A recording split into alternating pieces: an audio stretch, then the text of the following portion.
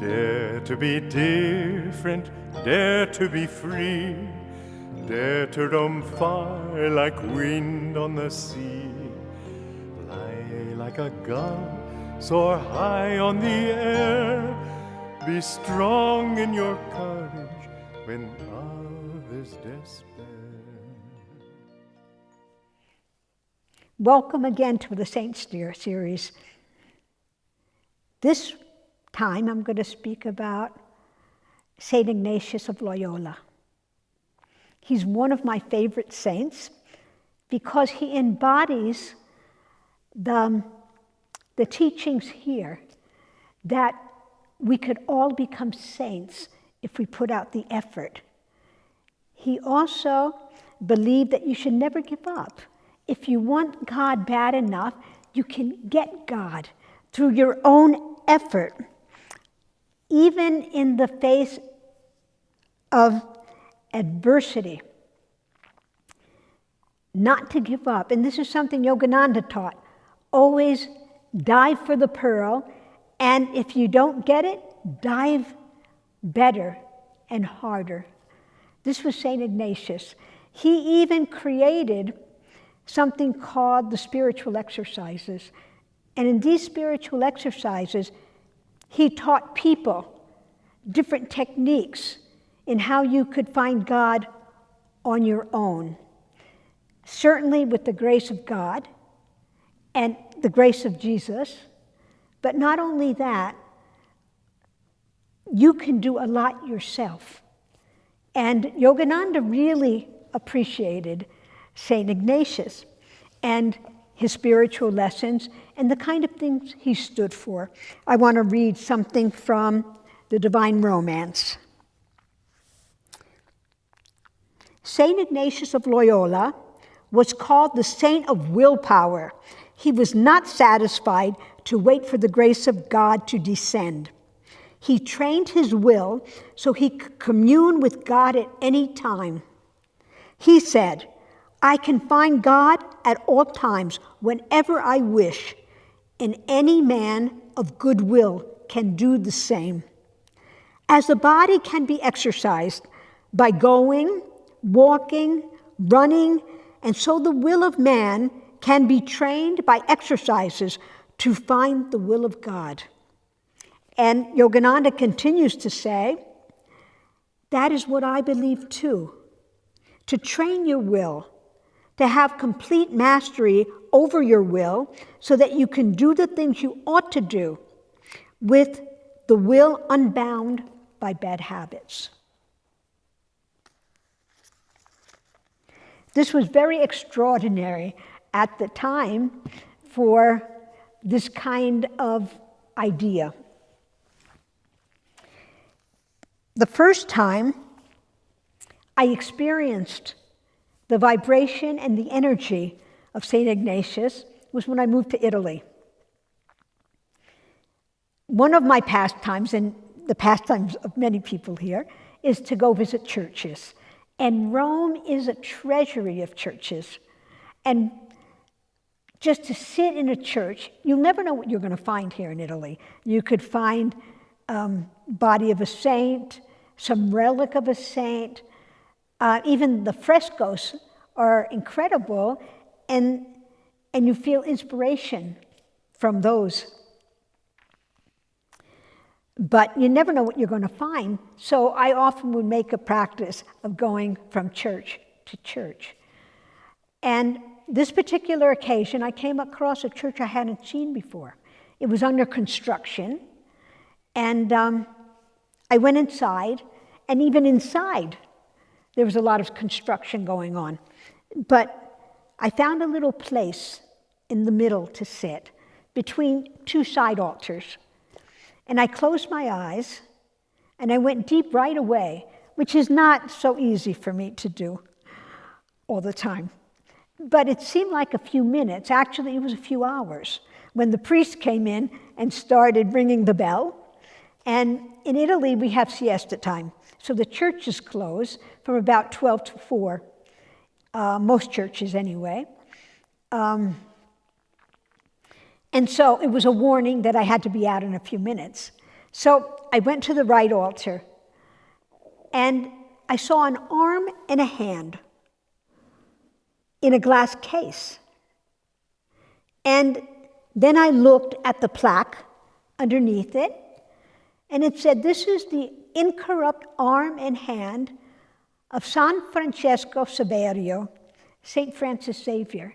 And all of a sudden I started remembering I had learned in Catholic school a little bit about him.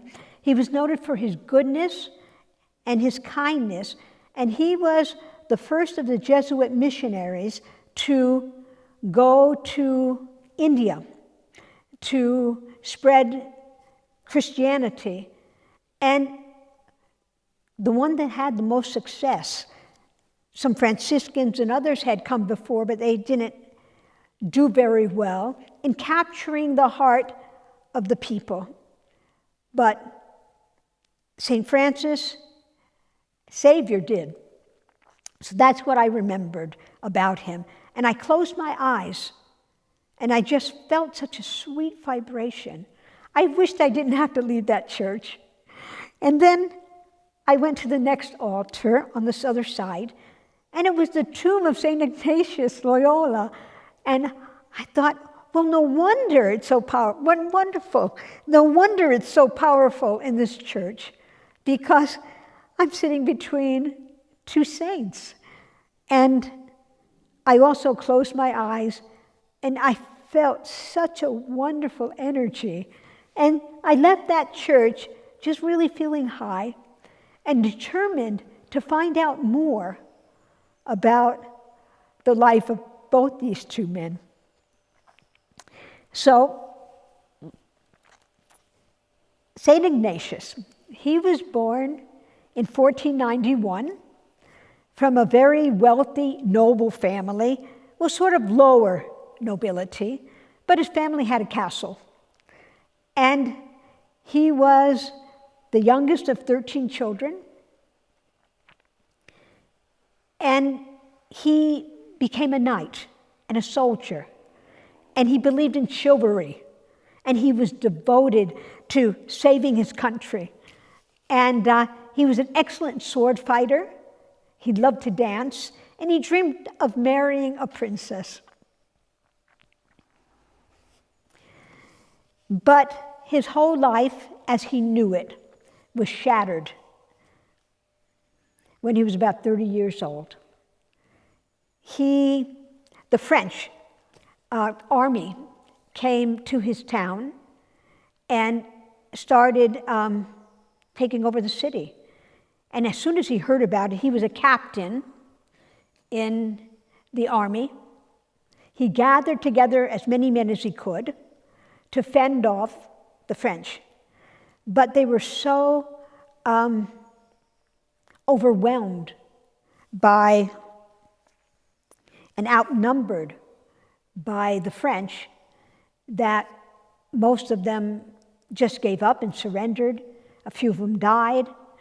And Ignatius was still fighting. He was the last man standing with his sword, fighting against the French. But then a cannonball hit his leg and shattered it. And that put the end to his fight. But the French soldiers that witnessed that couldn't believe their eyes, the bravery and the courage that this man had. And they called the French surgeon that was with them on the field to help put Ignatius's leg together so they could get him home. And they put him on a stretcher and carried him home to his castle and waved goodbye to him because they were so impressed with someone so devoted and so courageous of fighting for their country and for the Spanish.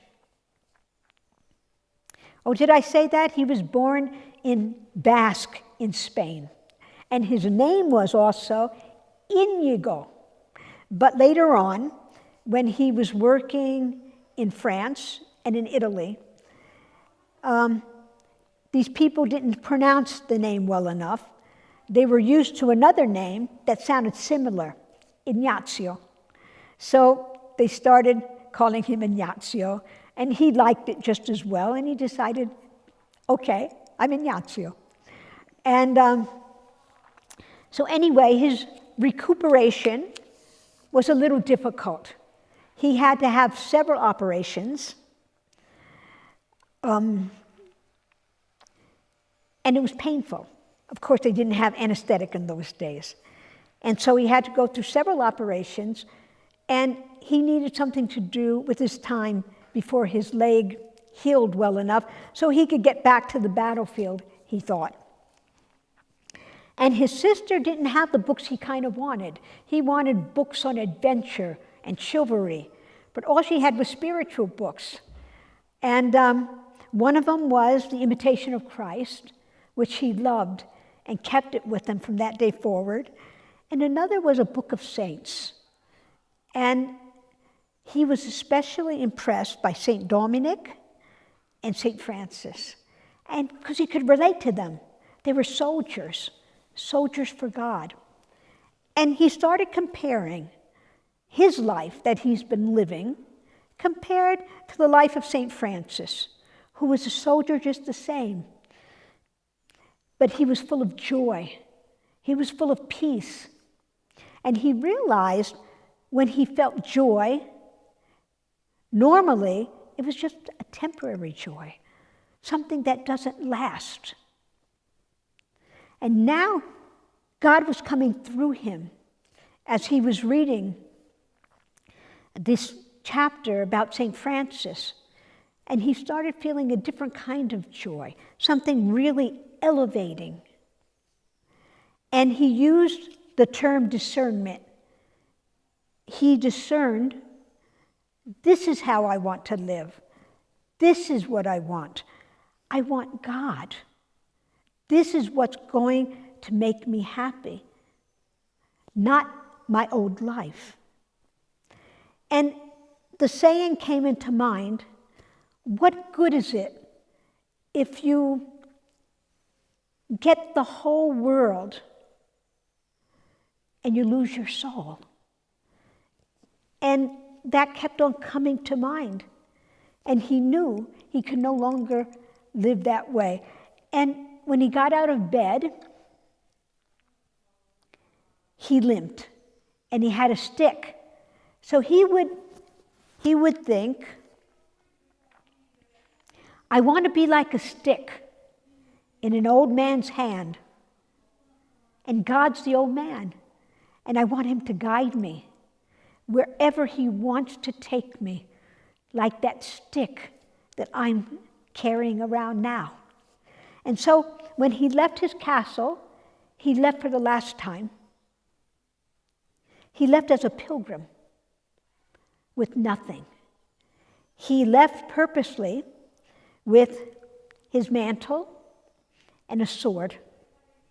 He went to the nearby church and he hung it up. And he prayed all night. And he also had a package of a sackcloth tunic. And he took off his clothes, gave it to the poor, and put on the tunic to live a different life altogether and be like that stick, just following what God wanted him to do and where he wanted him to go. He still had his horse, which he drove to Manresa, a very spiritual town that has a port, because he was thinking he would go to the Holy Land. He wasn't really sure.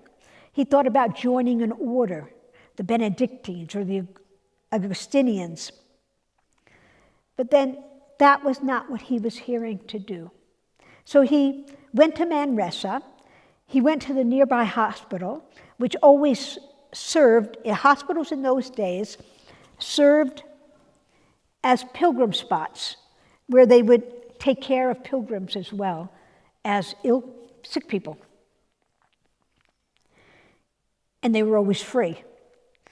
And so he asked to have a place to stay for a few nights. He only thought he would be there for 2 days.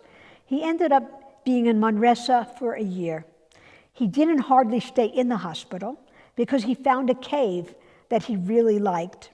And he went to that cave. And this is where he had a lot of spiritual experiences. He took on the appearance of an anchorite. He let his hair grow. He didn't comb it. His fingernails and his toenails grew. And he spent most of that time in that cave. Once in a while, he would go to the hospital to get a meal, but he fasted a lot. And this is where Christ came to him and gave him the exercises that he wanted him to spread to others. He also had experiences with the devil, trying to break his will. But he overcame that. He realized the best thing to do with the devil was not to give him any attention. Like we learn on this path, you can't fight the darkness with the stick. You turn on the light.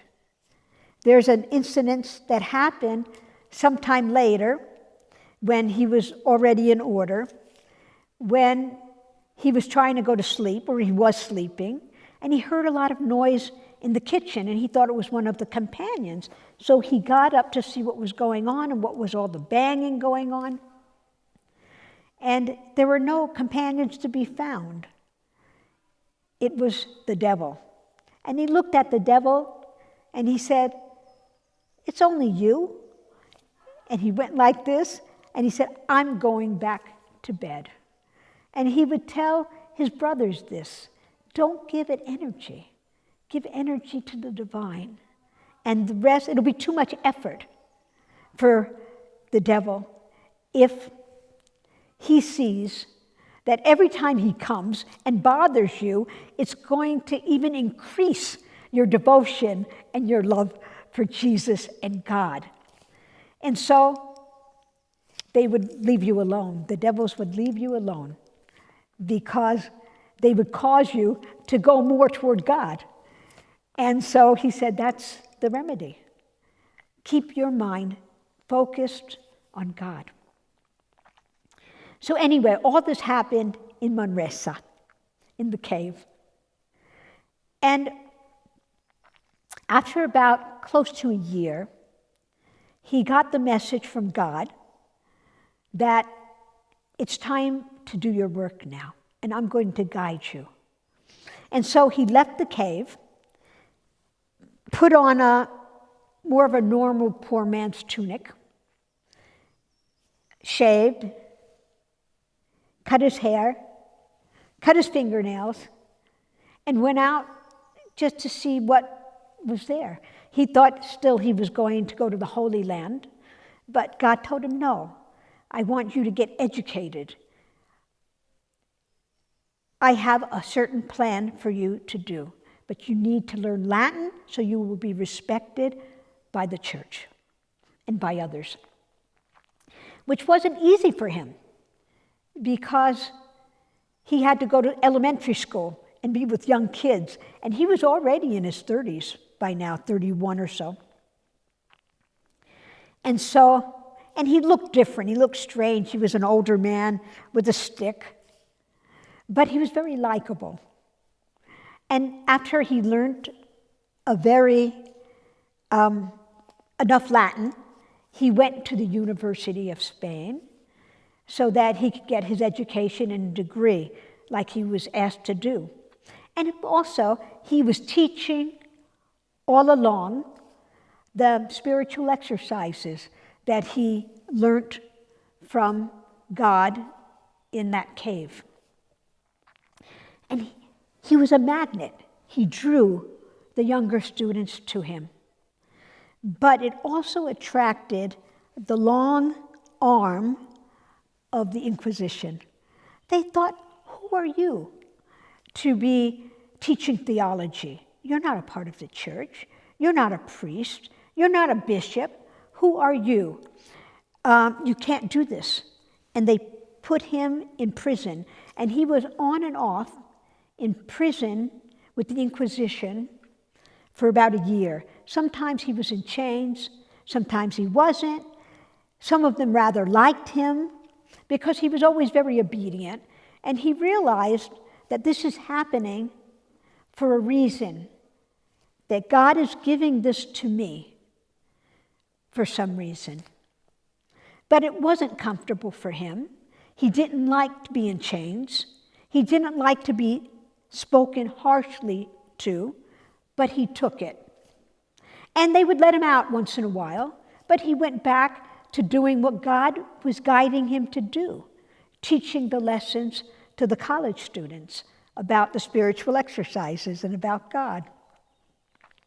But then they would take him again. And so after about a year of this, he decided, well, I think it would be to my benefit if I went to France instead, because the Inquisition is so very difficult here. They might never give me the freedom to do what God wants me to do. And so the last time he was out, he enrolled in the University of Paris. And the Inquisition still bothered him a little bit, but not so much. Not as much as in Spain. And there he really expanded his work. And this is where he met St. Francis Xavier.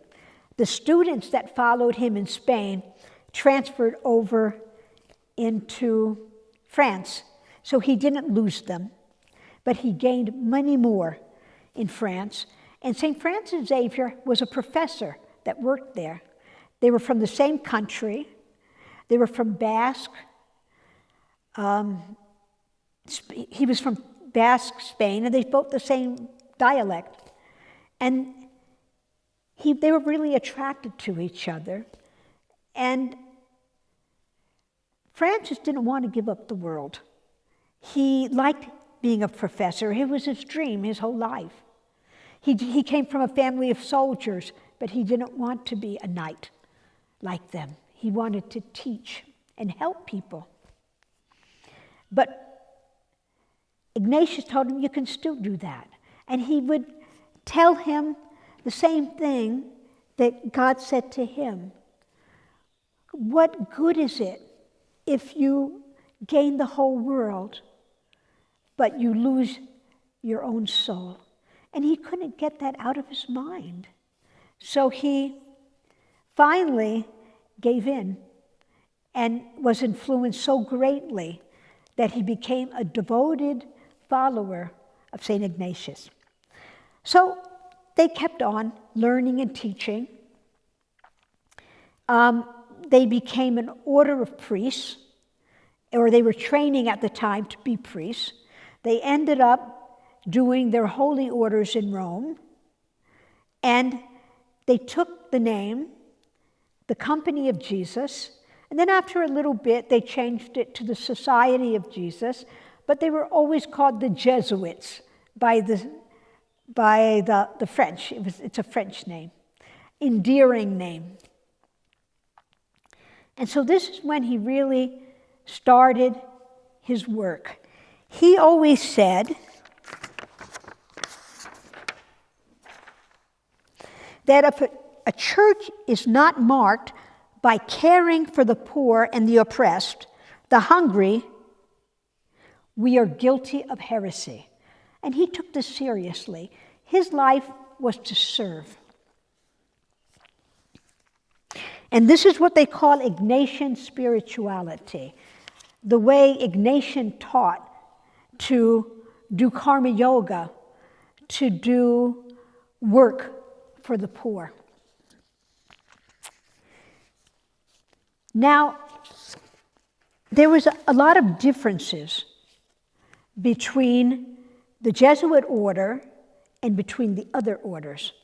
For example, the Franciscans, they lived in convents, but they begged, and they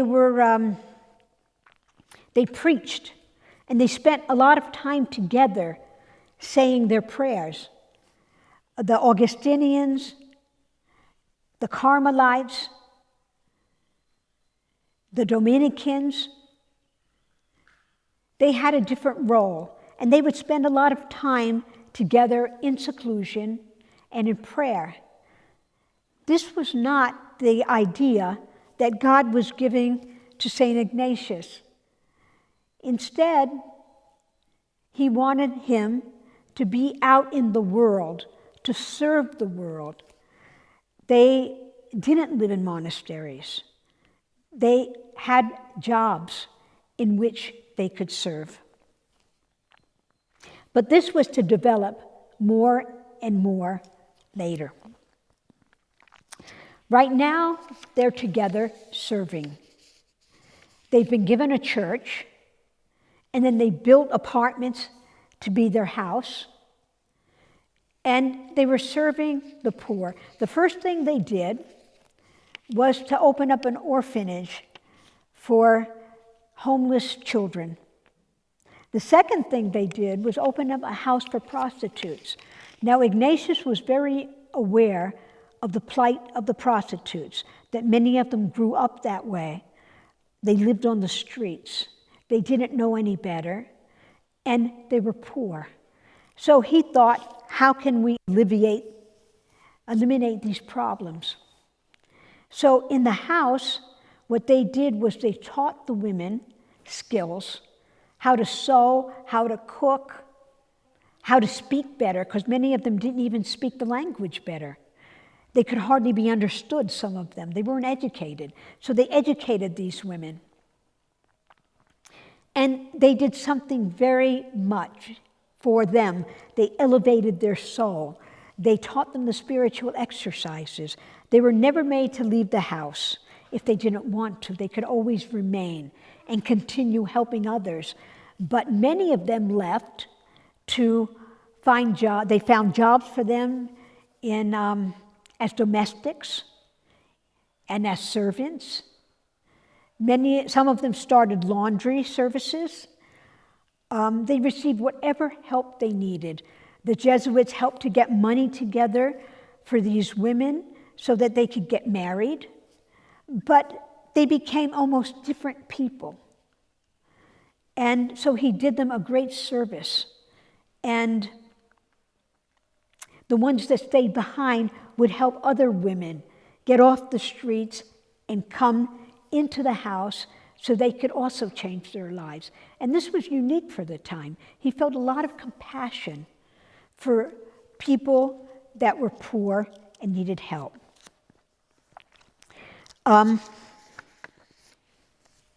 Selfless service. He also thought very differently than many other orders. There's a lot of anti-Semitic Semitism going on at the time. And as a matter of fact, it was running rampant.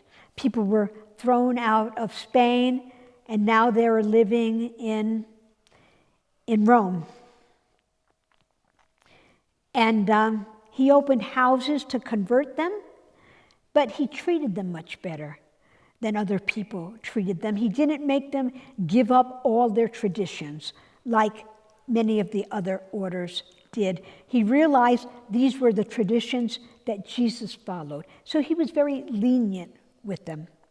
He also said, when he was asked by some of the people, what is your feeling about the Jewish question? Because many people wanted also to have them leave Rome and Italy.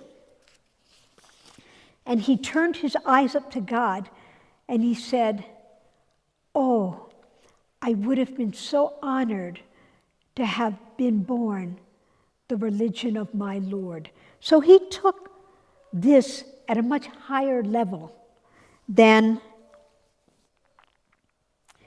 other people at the time took it. And he did that also with his missions. He always treated everyone with respect, and he taught the Jesuits to do the same. They were trained to be able to live simply and live with the people, to learn their language instead of the opposite. And because of that, they were very successful.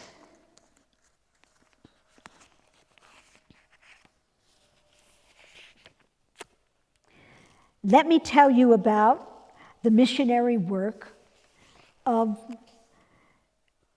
St. Francis Xavier. He was marvelous. He was always noted for his goodness and his kindness. And one time, there was someone scheduled to go to India to convert the people and the Indians to Christianity. Now, personally, I don't know why anyone would want to convert anybody, but this is what was going on at the time. But the Jesuits did it better than anybody else because they helped them. Now, Shivananda very much liked St. Francis Xavier because of his kindness and goodness. And he didn't see anything wrong with him wanting to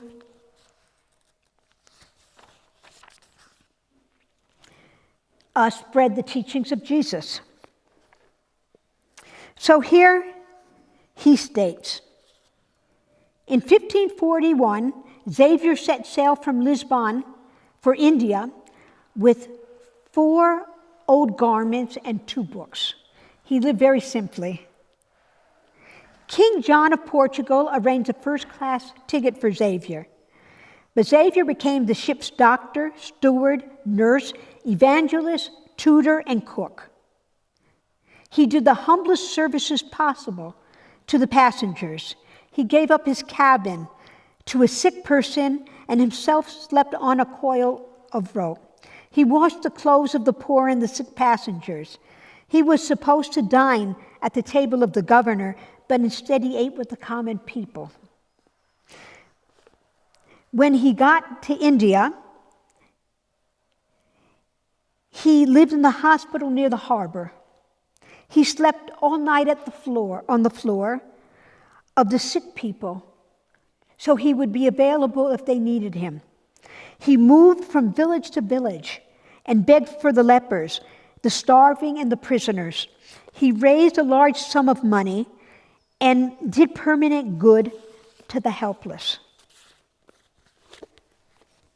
This is Shivananda talking about the lives of saints, and he includes just 2 or 3 Western saints.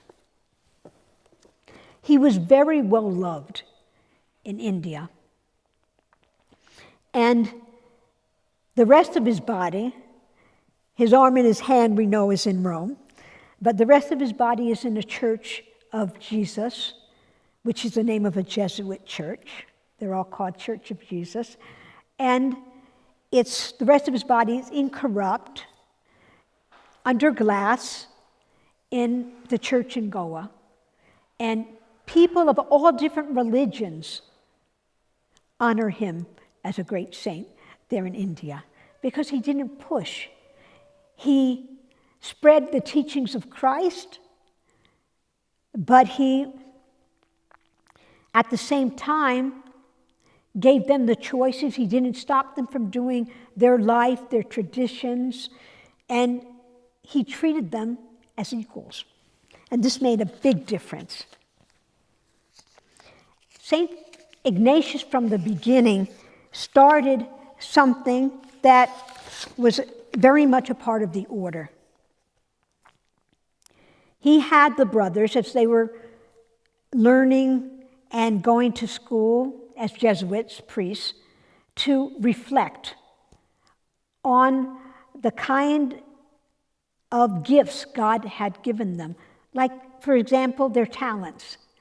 He believed it all came from God for a reason. So they would make a list of their talents and their gifts from God, and then he would have them look at these and see what of these talents can they use to help mankind.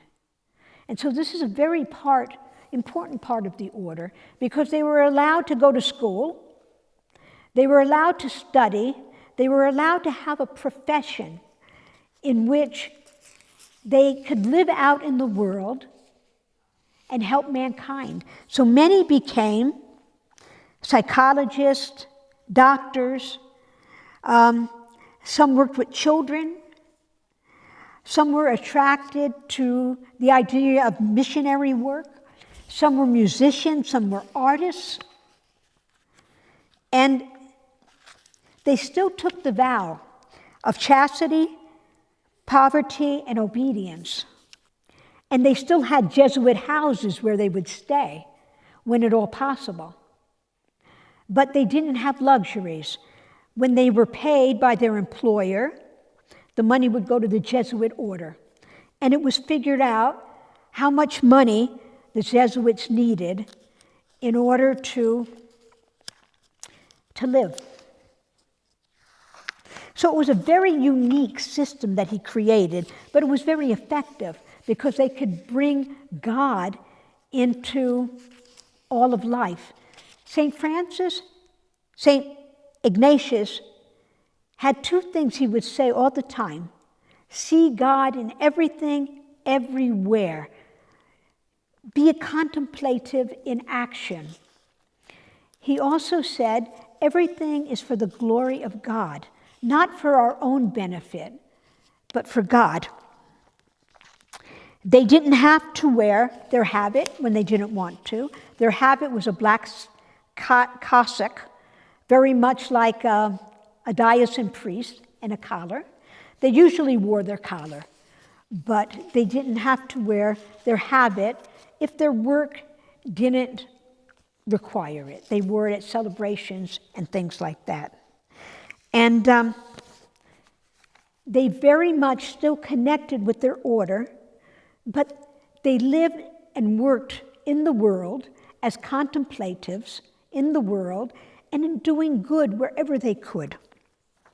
Just something a little bit about St. Ignatius. Again, often he's portrayed as a soldier. He was very much of a disciplinarian with himself, but he was very loving, and they loved him. They were attracted to him. His brothers were totally devoted to him. And he was very much mystic. He would have visions all the time. And people liked being in his presence because they said that by being with him, some of this spiritual energy would be reflected inside of them. I want to tell you now about a few of the Jesuit heroes that have really helped to change the world, because this is what the Jesuits were out to do. They were out to change the world by bringing Christ in present time and in every walk of life. So there are many Jesuit heroes because they were able to get in everywhere and work at any job, and so they were able to make big changes in a different way than the monastics were able to do. My first Jesuit hero is a man by the name of Friedrich Spee. He lived in the 1600s. He was a Jesuit priest. And he was very much in direct opposition to the church of what they were doing with the witch trials. It was at the time when they were persecuting witches. And he happened to be a confessor, and he happened to be a part of the witch trials because the witches, so-called witches, would confess to him. And he thought it was wrong. And so he gathered information and he wrote a book called Cautio Criminals in 1631, where he outlined 51 points why the witch trials are immoral. He said one of the points was, under torture, you confess to anything. So it's not fair. But he would go down the line, and people reading these books, also many of these women were abused by the inquisitors. And he found that out by these women who were confessing to him. And his heart broke. In fact, he said his hair turned white in that year that he had that job of being a confessor for these poor women. Well, his book was a success.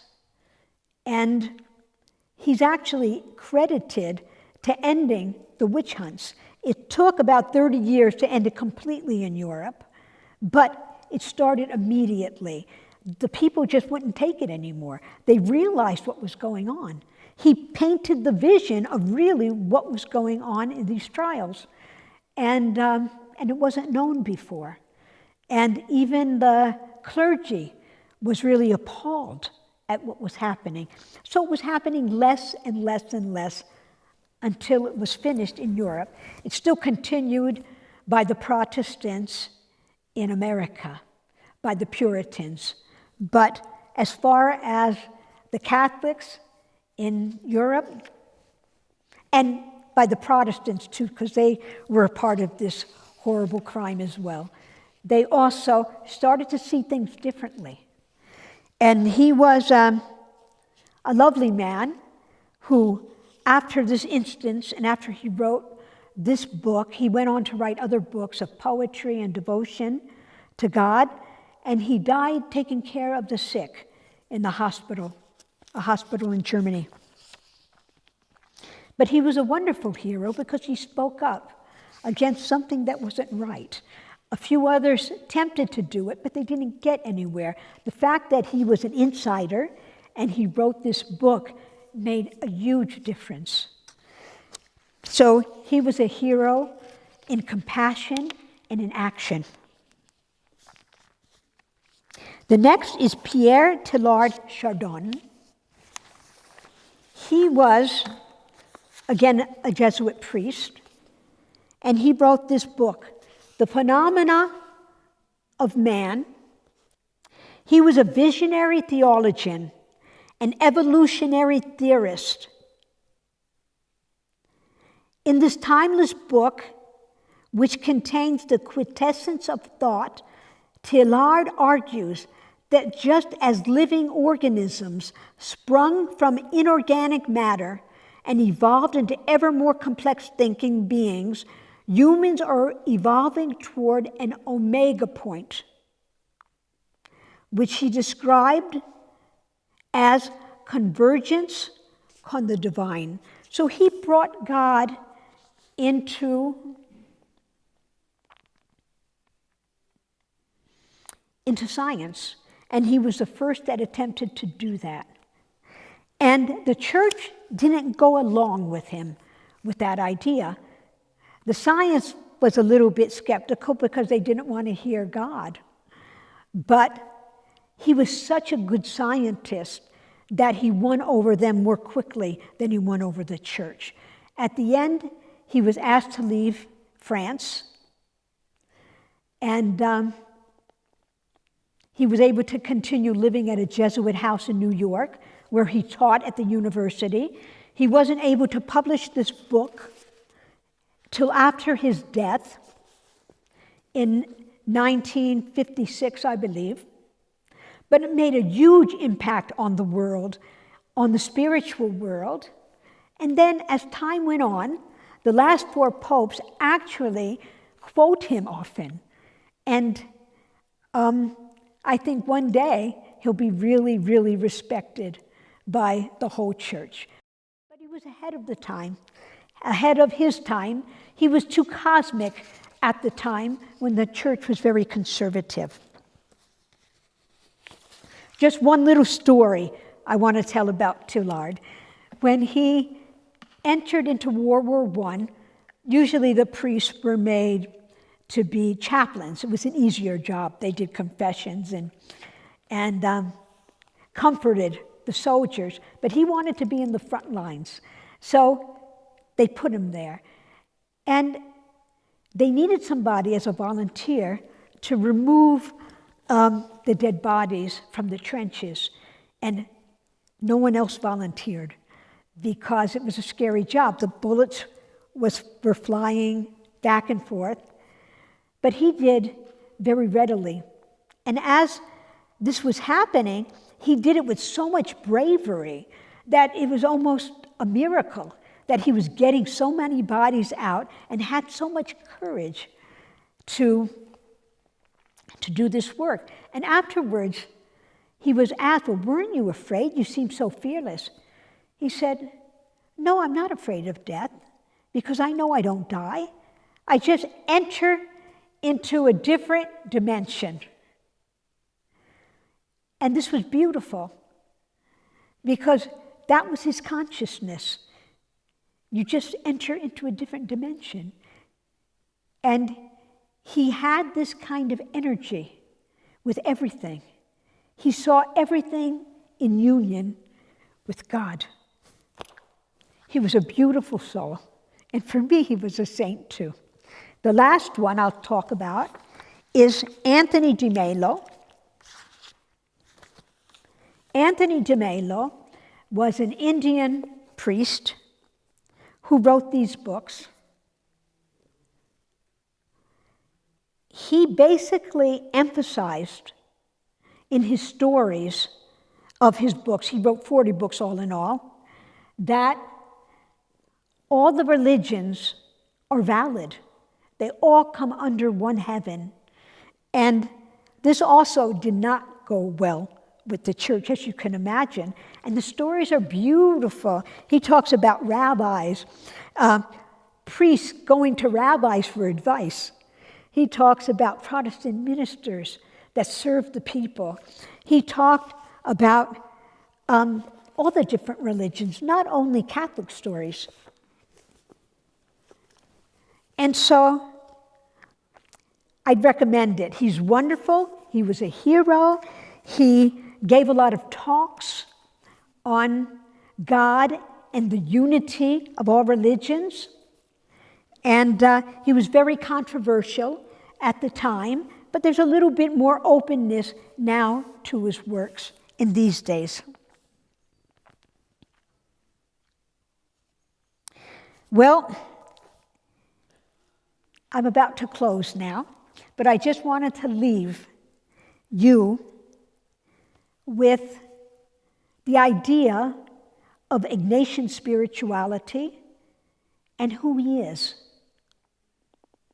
and what he did, and how he brought changes into the world. It took a lot of courage for these people to write books like this, to be a scientist, to go against the inquisitors and protect the poor natives of the country. It took a lot of courage and a lot of strength, and they had a lot of opposition from different governments that wanted to take from these souls instead of helping them. And this was Ignatian spirituality. That was the whole idea of creating an order like he created, so that they could do the most good to the most people and change the consciousness of the church and change the consciousness of the people. I didn't mention, and I need to mention it now, though, Pope Francis, of course, is along that same line of practicing Ignatian spirituality. He's a man who's humble, who's very global, and he spent his whole life helping the poor and living simply. And since he's become Pope, and again, he's very controversial, but he's done a lot to try to have dialogue with different people, different religions. And right now, it's a very tough time in history, and he's doing his best to bring religions under one roof. And that was the goal of St. Ignatius. Maybe not to bring religion under one roof as much as to bring Christ consciousness out to the whole world. And Christ consciousness is inclusive of everyone. and it's love. So now I want you to have a good day. I love you all, and I hope to see you in the next chapter of the Saints. Bye for now.